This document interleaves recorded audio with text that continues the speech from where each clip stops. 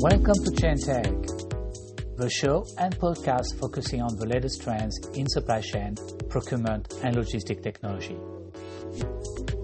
My name is Max Henry from the Global Supply Chain Council, and together with my co-host and special guest, we explore the personalities, startups, innovators, and industry players driving disruption in supply chain, from early stage to unicorns, and from cutting-edge technology to the people using it to help drive more innovative, agile, and resilient supply chain around the world. This is Chain Tech.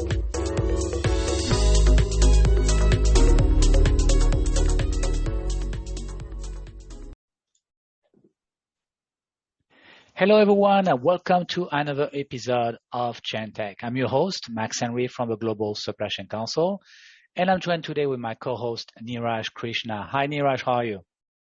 Hi Max, nice to see you. And a quick introduction about myself.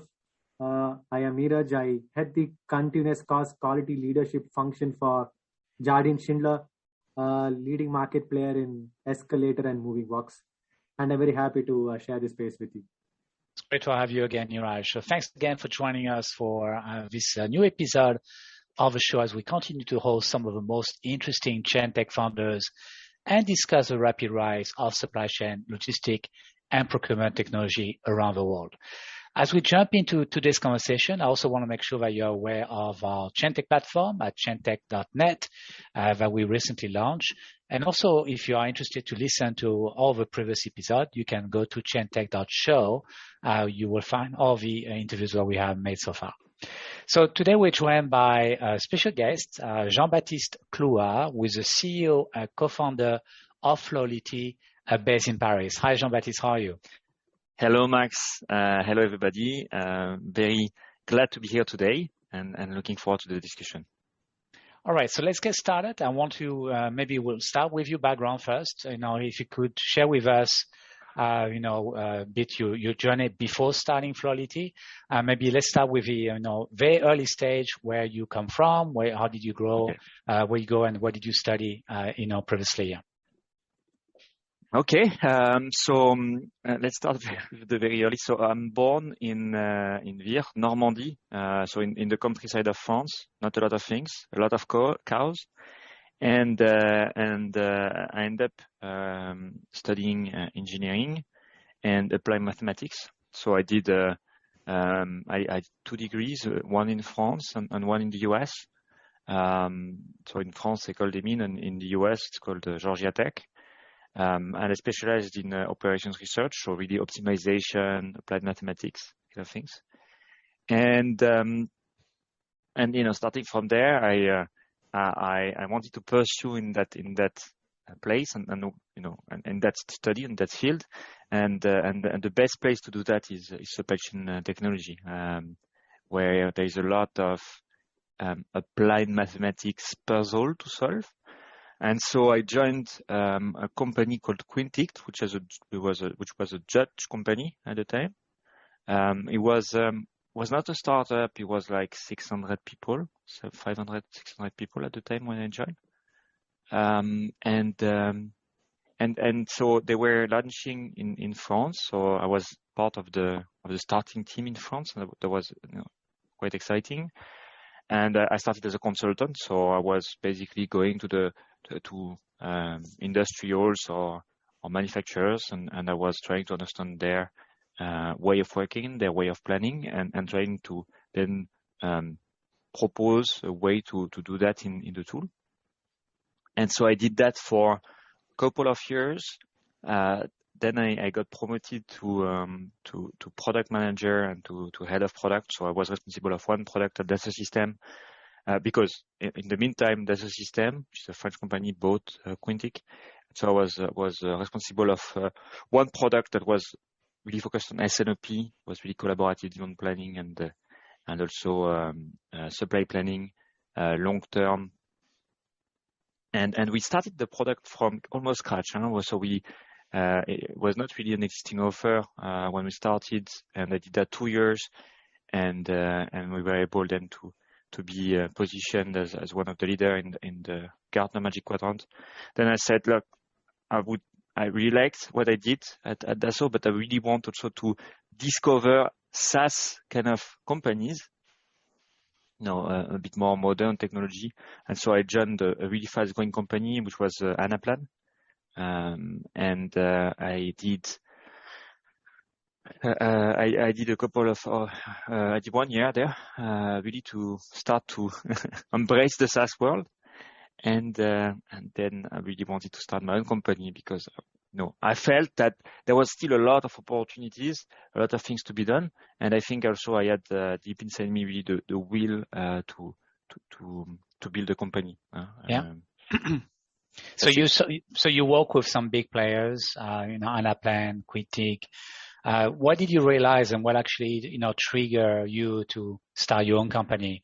When you look at the solution, you didn't find that them to be good enough for the market? Yeah, it's a very good question. So first, the problems are huge and growing. So supply chain disruptions are here more than ever. The issue we are tackling is inventory issues. So it's overstocks and stockouts. They are getting bigger and bigger year after year. So problems are not solved. So yet, so there are still room. And in terms of software, in terms of planning software, yes, we feel that, and that's what our customers are saying, that the offer that exists is often legacy software from the 90s, from the year 2000. They are cumbersome to use, cumbersome to implement, very long time of implementation, very costly, tunnel project, not user-friendly, not enough performance-driven. So there was a lot of signs from the market that, there was a big opportunity to build something different, something more user-friendly, something more performant, that could solve this big issue about inventory management. And that's why we launched Flowlity. So, yeah, problem is still big, unsolved, and inadequate offering that we are seeing now in the market. So in one sentence, can you tell us what your company does? Sure. So Flowlity, company and solution is the same name. So Flowlity is a solution that is helping companies, so manufacturers and retailers, to optimize their inventory, so to reduce their stocks and their shortages by better forecasting the future demand, better placing inventory buffer to cope for the volatility of demand and supply, and by trying to order the right amount, taking into consideration all the constraints that they have on their purchasing contracts. Yeah, Niraj, you had some questions, yeah. Hey, well, what are the biggest benefits, that the solution brings to the customers that conventional ERP suites don't bring? Our vision is to reduce stockouts and shortages. And there is a study that is published every year. If you look at the cost of overstocks, so that cause waste and immobilized capital, but also of shortages. So you have lost sales and a lot of things. If you could look at that cost, it's about $2 trillion that is lost every year. It's in between the GDP of Canada and Italy, just to give you a sense of the amount. So it's huge, and our moonshot is to solve a big chunk of that. So really, that's the goal of the company. That's what we want to do.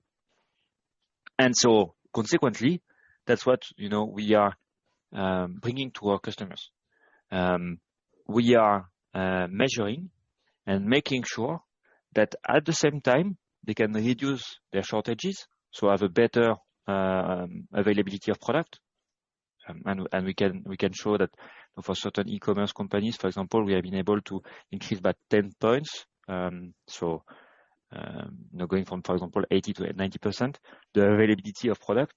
So it's a huge boost on the top line, and at the same time decrease stocks to have also beneficial consequences on reduction of waste, reduction of working capital, this kind of things. And usually we are around 20%, 30% inventory reduction. And so that's what we aim. And it's very value-driven in the end. So we are a very value-driven business. We look at what were the situation before, what is the situation now, and we want to prove that we have improved the company or customer efficiency on those two metrics.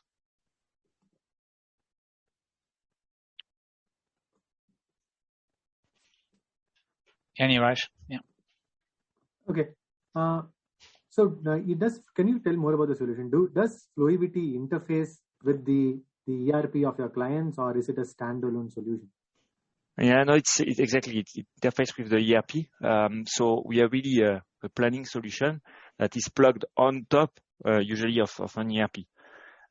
We need on our side data, and basically we need to know historically what has been flowing in and flowing out of any stocking points in the supply chain network, and we learn. Our algorithm learn future movements based on that. So that's really what we need. And so usually the ERP of our customers is used as a transactional administrative tool. And so we plug on top of this to help them better predict how much they are going to sell and better decide or optimize the order that they need to pass to their suppliers or to production or to distribution. So that's really what is Flowlity about. So sitting on top of the ERP and bringing really the decision support analytics to help decision maker and people responsible of replenishment to take the best decisions. Jean-Baptiste, those ERP package also offer some of them some kind of inventory tools. So how do you compare Flowlity with what's existing from those big ERP package already? Why is Flowlity better than just using the standard inventory optimization tool that those ERP have already? Yeah, it's a very good question. So indeed, a lot of ERPs offer a lot of different modules, and sometimes they do offer planning packages and planning modules. So what we see is that it's very limiting in terms of offering. It's a very simple, solution that is not often meeting the needs of the customers. It lacks performance. It lacks user, support, and sometimes also it lacks all the constraints that make it a feasible plan. So, and that's fine, because they are not specialists, and so they have very, let's say, rough, simple solution to do and to handle, let's say, the level 1 replenishment. But for our customers, when they feel that this becomes something that is critical, well, they feel that they can gain a lot of money by mastering a bit better the replenishment on their inventories. We are there to help them. And the ERP or the Excel files are not enough. And because what we see and what we replace often is that they bought an ERP, but then they feel that it's not doing the job. And so very often they have created Excel files on top of their ERP to cover for those replenishment. And 90% of the time, we come and we replace those Excel files and we bring the company further along the digitalization of those replenishment and this forecasting. Okay. And then you also compete with, SaaS, best of breed software vendors. Yes. The like of Blue Yonder, the SlimStock, the Relex, and many others. It's a very crowded market already. So what's your sweet spot right now? Yeah, that's it's a very good question. So the best answer to that is to ask our customers, why did they buy us in the end? And what we see from our customers is that there are 3 big reasons. First, we were just the best, say, looking UX-friendly product on the market, and that's really important because when they showed the product to their planners, like 100% of the time, the planners are, voting or siding with Flowlity. And it's really important when we know that to succeed in the deployment and the usage, the user onboarding is key in this market. So that's the first thing.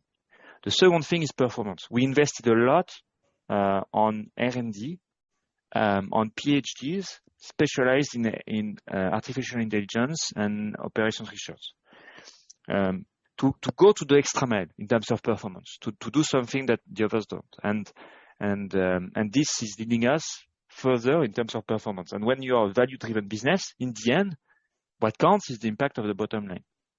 And if you take a slim stock and or whatever, and you have a 10% inventory decrease because it's digitalization of Excel, and you take a Flowlity that is bringing you to a 30%, well, it's a big gap in terms of money. And the third thing that we have is, we are lucky in a sense. We are the new player, and we have been created 3 years ago. And so it allowed us to be building Flowlity on modern technology. And this modern technology is allowing us to be deployed way faster than the traditional players. When you look at a Blue Yonder or Raycall or whatever implementation of a supply chain management tool, you can count in months, if not years, the deployment of this technology.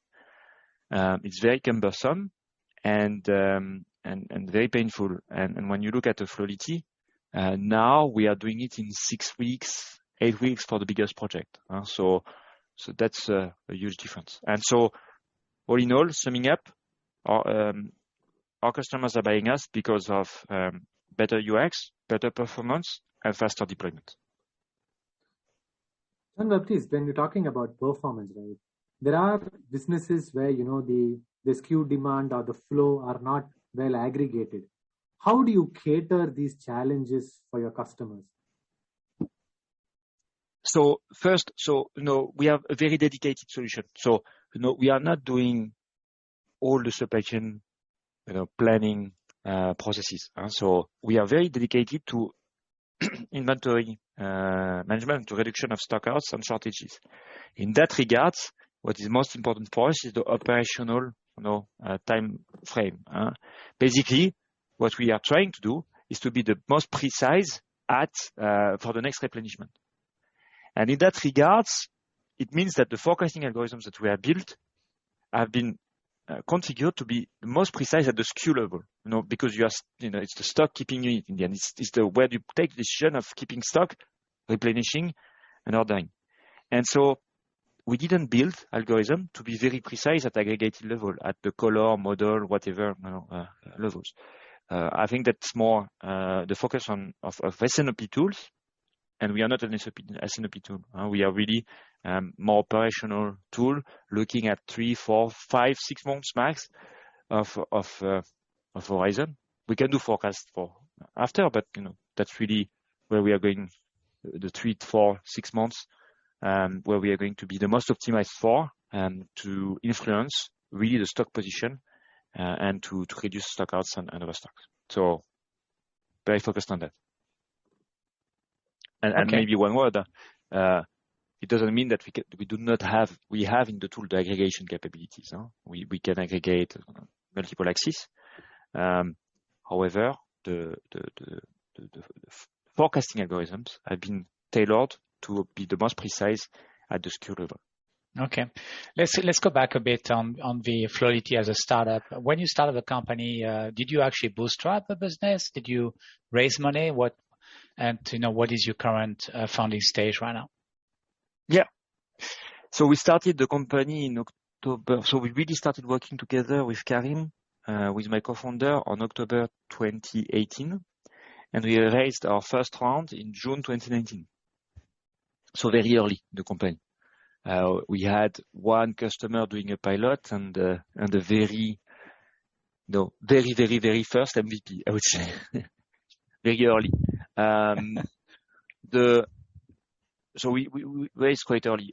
So we didn't bootstrap. So why did we do this choice? First, it's a money question. We are not rich. Very very rich people that had a lot of time and money to bootstrap and to build their software in the barn.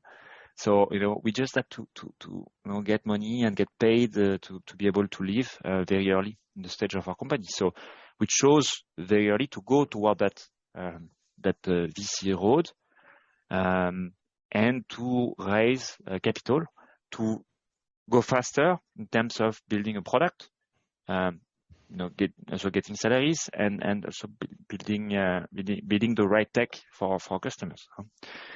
So that's the choice we made. And so the first round was a 1 million VC round in June 2019. Then it allowed us to build the product, to build a good first product, which brought us to February 2022, where we raised a bigger round of 5 million euros. And now we are even accelerating further. But yeah, we are very VC driven. So from the first round to the second round, a lot of things have been happening. Obviously, with the pandemic, what has been your main challenge going through that difficult time? Was it a good time for you to actually spend time and deliver your solution, or pretty challenging? Well, to be honest, we are kind of born with the pandemic. So if you look at our first live customer, it's during the pandemic time. It's in June 2020, the first live recurring customer. And so, I cannot compare with before in a sense. So, we built Flowlity also to be more resilient, to be and the tech and the algorithm behind. To be more resilient in a very troubled and volatile environment. So, we are born and we thrive with the pandemic, and for us, it has been quite a nice journey. So we have been signing a lot of customers during this time. So yeah, that's so not an issue. Actually, quite a positive thing for you. Okay, that's good. Yeah. And Niraj? Yeah, well, we started from zero before the pandemic, and now we are 30. So obviously, it's an infinite progression. So that's of course positive. Yeah. Okay, so lovely. So you were telling about the company, right? So how many full-time employees do you have? How many engineers you have in your team? Yes, now we are 35. With a vast majority of engineers. It's 58% of our headcount that is so more than 15% are engineers, but 58% of the headcount are working in the tech side. So software engineers and also, for example, research, AI, PhDs, these kind of things. So almost 60% is basically building the product. And then we have people on the delivery side that are also engineers, but more software, supply chain engineers that are helping the customers to configure the product and to deploy it. And even on sales and marketing side, we have quite a lot of engineers to sell the product. So I mean, we have and Karim and myself are engineers, so we are very engineer-driven company. Okay. Would you sell to Jean-Baptiste? What kind of market are you targeting? SMEs, mid-market, MNCs, and which sector and industry are you focusing on more? So right now we have customers ranging from 50 million to very big customers like Cartier or LVMH. So very big customers. I would say our sweet spot is kind of the mid-sized companies in between 50 million to 2 billion turnover is perfect, but it's more a fact that they are faster to take decisions. So we are still a young company, spending 2 years in a sales cycle to convert a 30 billion companies is taking a lot of energy, and so we prefer to focus on I would say the mid-sized companies that can take a decision in 2-3 months. And in terms of sector, we are doing a lot of business in the retail, B2B retail or B2C retail. We have a lot of customers as DNVB brands, those kind of things. We have a lot of B2B retail customers, and we have a few manufacturers. So I said, Cartier, Daher, so automotive, aerospace manufacturers, where we are going to help them optimize the inventory of raw materials and components. So yeah, different sectors and different size. How many customers do you have right now? We are now 25-ish, something like that. And yeah, mostly. Okay. How do you actually market? Jean-Baptiste, yeah. how do you actually market? How do you market? How do we market the solution? So, how we go to the market? So we have two ways of generating prospects and leads on the market. The first one is to create content, to be a thought leader in terms of supply chain management, and that generates a few leads, and quite a lot of leads actually. So we create content, we create webinars, we create white papers, and we try to position ourselves as a thought leader to generate a lot of leads. And then we have the possibility also to target specific accounts, and then we go with more traditional sales methods to go and to contact supply chain director and VP supply chains to convince them to work with us. Does it answer your question? Sorry, go ahead. Yes. So how exactly do you make money, and what is your revenue model, business model like? Well, we are we have a software company, so 80-90% of our revenues are coming from subscription. So we are a SaaS solution, so there is a yearly subscription of using the software, and so very traditional, say, pricing and business model for a software company in that regards.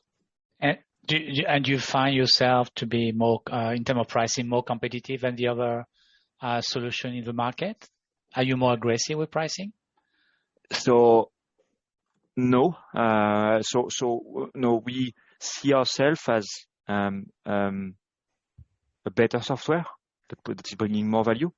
So we tend to be more expensive than the other guys, because we just we are bringing also more ROI. So in terms of software cost, we are usually higher, but in terms of implementation cost, we are way lower. So it kind of balance out, but there is a very low fixed or setup cost to go with Flowlity, but higher software cost. But that's fine, because in the end, they are getting more money out of it. So in the end, the ROI, if you look at the ROI, is largely superior if you look at the Flowlity than another software that is already existing in the market. Okay. Yeah, Niraj? Jean-Baptiste, do you think the pandemic COVID situation accelerated the adoption of supply chain solutions? Yeah, I think it has been quite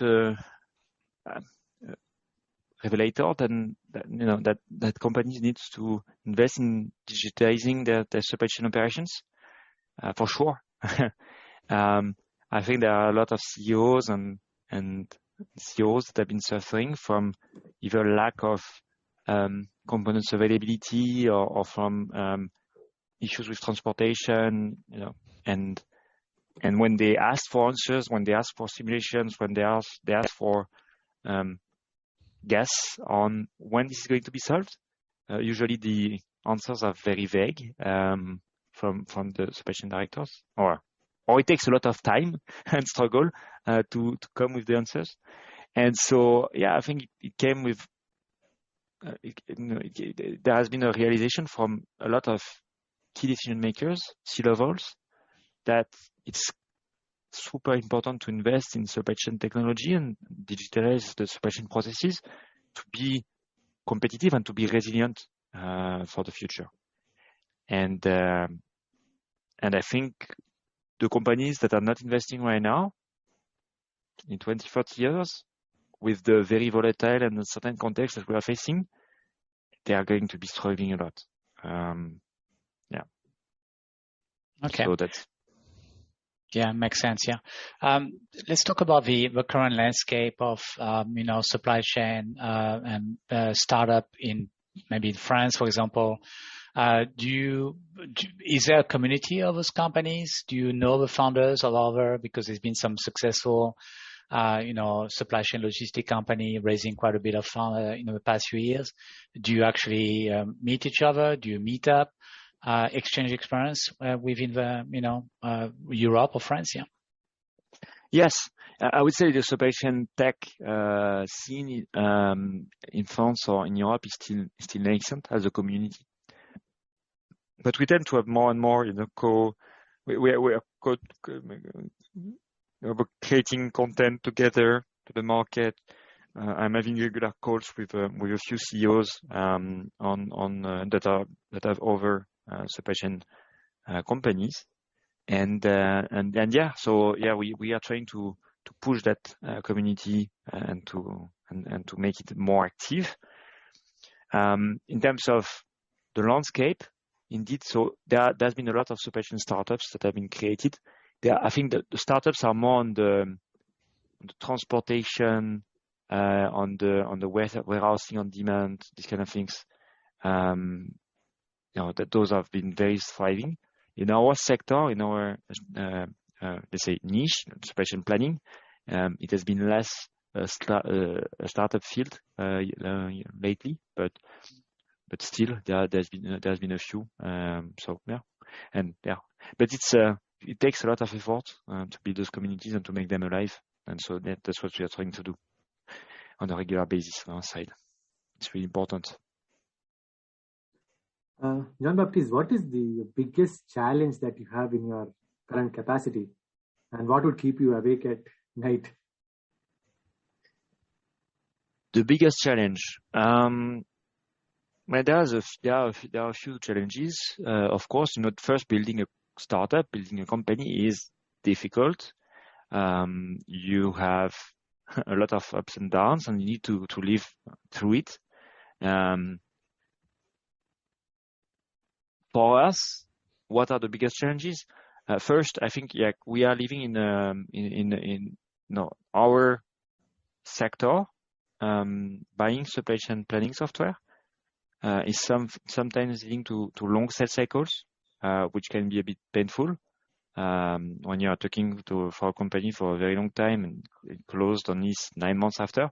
It's slowing the growth and slowing, let's say, the capability to move faster. So that's, I would say, the first challenge that we have. A second challenge is also the fact that to have an MVP on this market, it requires quite a lot of feature, and so it also requires quite a lot of cash, and that comes back to the fact where why did we raise money? It's because to build a competitive product, you need a lot of features. It cannot be just something simple with one feature that you can build in 3 months and then you go to the market. That's fine.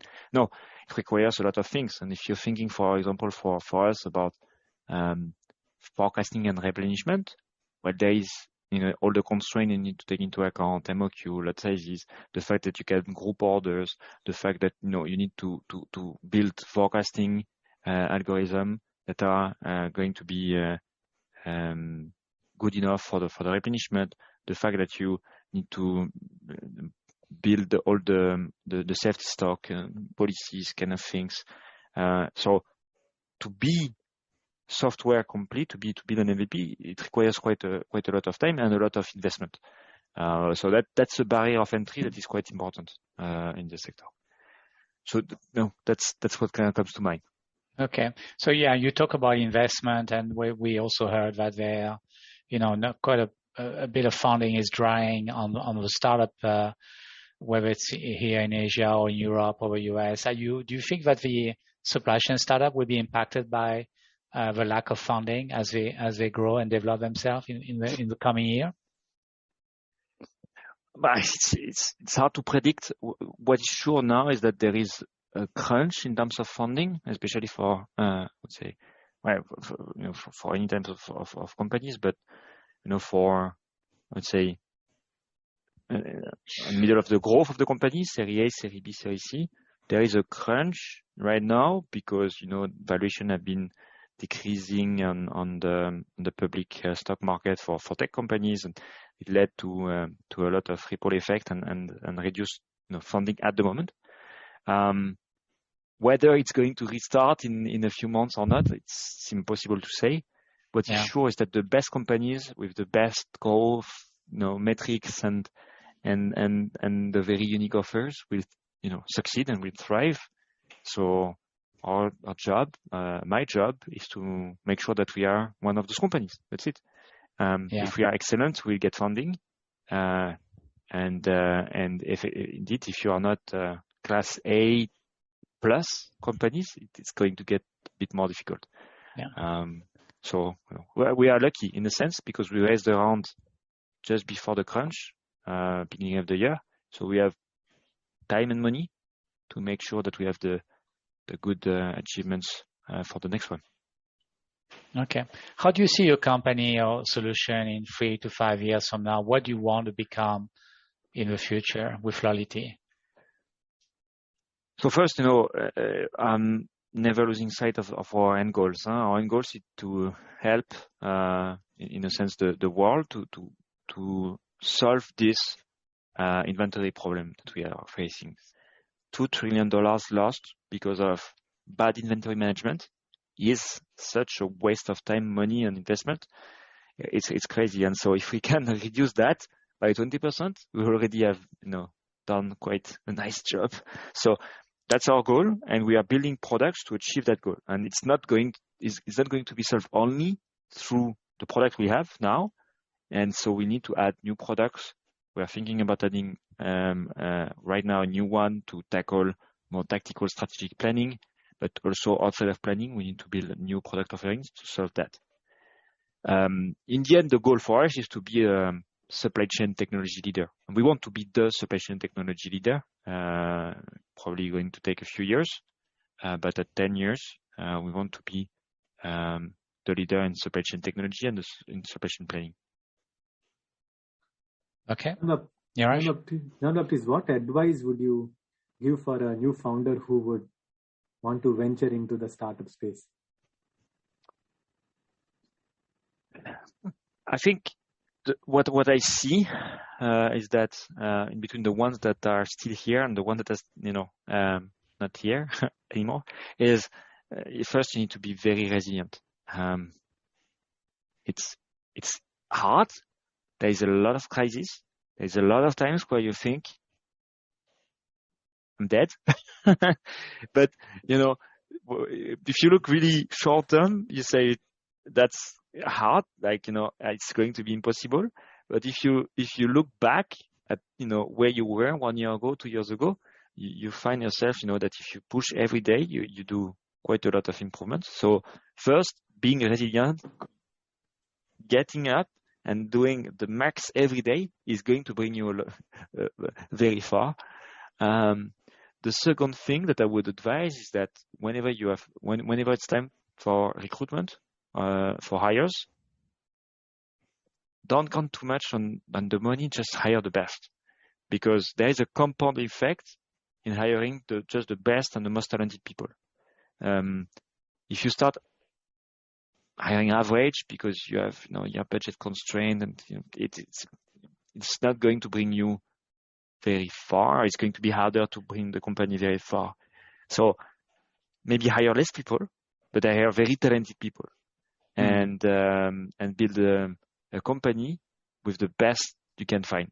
And you will see if you hire very good people, it will bring you very far because they will have new ideas, they will have new energy, they will have capabilities that will bring the company further. Those are great advice. This is great. Okay, I've got some quick fire questions for you. So get ready. Network issue. So we don't know what are the questions. Max, you're back. I'm back. So I was telling you that I had some final questions for you. Yes. So let's get ready. So quick ones. Cats or dogs? Dogs. Window or aisle? I didn't get it. Window or aisle? in the plane? Window. One of your favorite movie, best movie you've seen recently? First movie that comes to your mind. Dune. Okay. What's your favorite sandwich? With a lot of French saucisson, so some kind of sausages, like. You are in France, so you should know. You should know about sandwich. Yeah, but I don't know how to say it in English. Sausage, yeah. Yeah. Okay. Or some dry saucisson, yeah. What's your most used app on your phone right now? Slack. The one you always look at it. Slack? Okay. Slack. What's your favorite tool to build your company other than Slack?